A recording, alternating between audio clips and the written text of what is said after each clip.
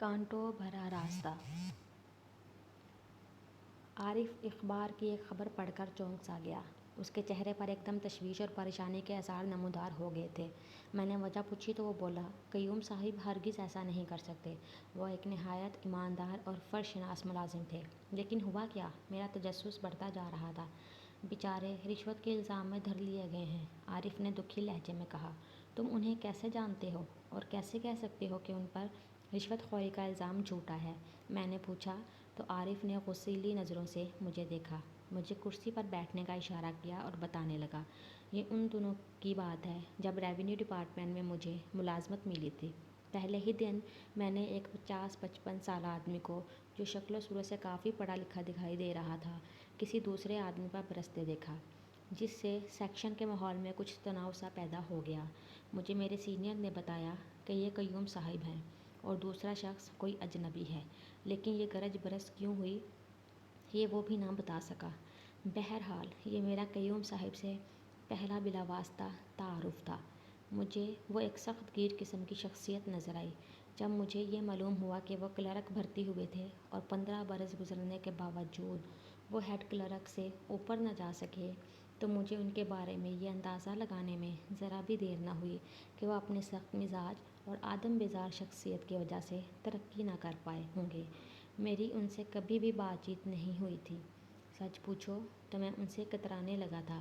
میری کوشش ہوتی کہ میں ان سے سلام دعا بھی نہ کروں۔ وہ بھی سارا دن خاموشی سے یا تو اپنا کام کرتے یا پھر کوئی کتاب پڑھتے رہتے۔ ایک دن میں دفتر تھوڑی دیر سے پہنچا تو سیکشن میں سوائے قیوم صاحب کے کوئی نہ تھا۔ اس دن میں نے قیوم صاحب سے بات کرنے کی جسارت کرتے ہوئے پوچھا کہ سیکشن کے باقی لوگ کہاں ہیں؟ انہوں نے میری طرف دیکھے بغیر کہا، کسی احتجاجی جلوس میں گئے ہیں۔ اسی دوران چپڑاسی چائے لے کر آ گیا۔ قیوم صاحب نے میرے لیے بھی چائے بنائی اور مجھے چاروں نچار ان کے پاس بیٹھ کر پینی پڑی۔ اس وقت وہ میرے پسندیدہ مصنف کی ایک کتاب پڑھ رہے تھے۔ چائے کے گھونٹ لیتے لیتے میں نے انہیں بتایا کہ یہ کتاب میں پڑھ چکا ہوں اور مجھے بہت پسند آئی ہے، جس پر قیوم صاحب نے میری طرف مسکرا کر دیکھا اور بولے، میں یہ کتاب تیسری بار پڑھ رہا ہوں اور مجھے بھی بہت اچھی لگی ہے۔ اس کے بعد ان کے ساتھ کچھ دیر کتابوں پر گفتگو رہی۔ اس کے بعد میری ان کے بارے میں رائے یکسر تبدیل ہو گئی۔ کچھ ہی دنوں میں ہم دونوں کے درمیان کتابوں کا تبادلہ ہونے لگا۔ وہ میری کتب بینی کی عادت کو بہت پسند کرتے تھے اور کہتے تھے کہ آج کل بہت کم نوجوان اچھی کتابیں پڑھتے ہیں۔ پھر یہ معاملہ کتابوں سے آگے بڑھتا ہوا بحث و مباحثہ کی طرف جا مڑا۔ ہر اچھی کتاب اور ہر تاریخی نظریے پر یکساں نقطہ رکھنے کے باوجود ہم جب بحث کرتے تو بڑا لطف رہتا۔ عموماً ہماری یہ نشستیں دفتر کے باہر کسی ٹی اسٹال یا کافی ہاؤس میں منعقد ہوتی۔ عمر میں مجھ سے بڑے ہونے کے باوجود میرے بہت اچھے دوست بن گئے، کیونکہ 9/11 کے بعد بدلتی دنیا میں تہذیبوں کے مابین تضادات، طالبانائزیشن کی پھیلتی جڑوں سے متعلق خدشات سے متعلق ان کی اور میری رائے میں کچھ خاص فرق نہ تھا۔ ملک کے اندر وہ ایک ایسے انقلاب کے حامی تھے جو معاشرے کو رشوت خوری اور بدعنوانی سے پاک کر دے۔ وہ اپنے محکمہ میں کرپشن کے گرم بازار پر بہت کٹتے تھے۔ انہوں نے بتایا کہ میں نے اصلاحی جذبے سے محکمہ میں کچھ بہتری لانے کی کوشش کی تو سارا محکمہ میرے خلاف ہو گیا۔ کیونکہ میں تنہا تھا، لیکن میں نے ہمت نہ ہاری اور ابھی تک اس برائی کے خلاف لڑ رہا ہوں۔ مجھے قیوم صاحب کی شخصیت نے بے حد متاثر کیا۔ ان کے ساتھ میری رفاقت قریب 2 برس تک رہی۔ بعد ازاں میں نے ملازمت چھوڑ دی، کیونکہ مجھے یونیورسٹی میں ایک بہتر ملازمت کی پیشکش ہوئی، جسے میں نے قبول کر لیا اور یوں میں لاہور سے راولپنڈی منتقل ہو گیا۔ پھر نوکری میں ایسا الجھا کہ قیوم صاحب سے کوئی رابطہ نہ رکھ سکا، لیکن میں پورے یقین اور وثوق سے کہہ سکتا ہوں کہ قیوم صاحب جان دے سکتے ہیں مگر رشوت خوری جیسا کبھی کام نہیں کر سکتے۔ تو پھر تمہیں ان کی مدد کرنی چاہیے۔ میں نے عارف کو مشورہ دیا تو وہ سوچنے لگا۔ اگلے روز عارف چھٹی لے کر لاہور روانہ ہو گیا۔ اسے معلوم ہوا کہ قیوم صاحب ایک تحقیقاتی ادارہ کی تحویل میں ہیں اور انہیں کسی سے ملنے نہیں دیا جا رہا۔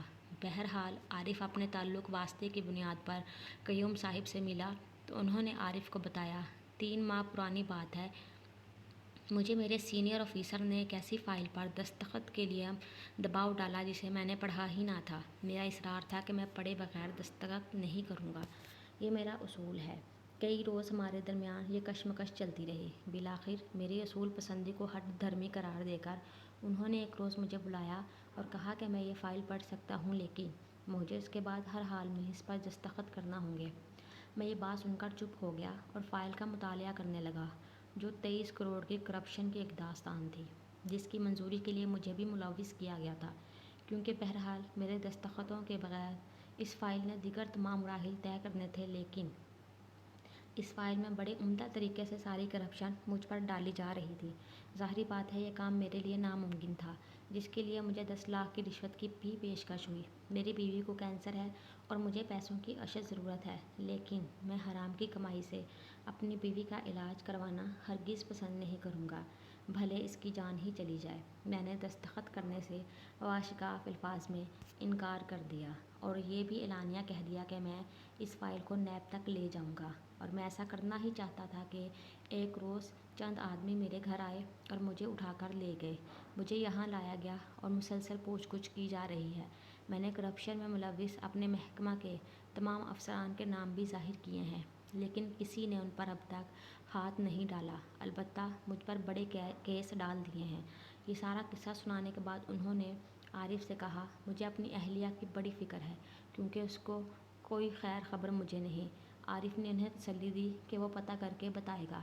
قیوم صاحب سے ملنے کے بعد عارف نے اپنے طور پر ایک دوست کے توسط سے قیوم صاحب کا سٹیٹس معلوم کیا تو پتہ چلا کہ ان پر 13 کروڑ کے گھپلوں کا کیس ہے اور یہ ان کے محکمے کی طرف سے کیا گیا تھا۔ عارف سوچنے لگا کہ قیوم صاحب نے دریا میں رہ کر مگرمچھ سے بیر کیوں لیا۔ اسے معلوم ہو چکا تھا کہ قیوم صاحب کی رہائی ناممکن ہے۔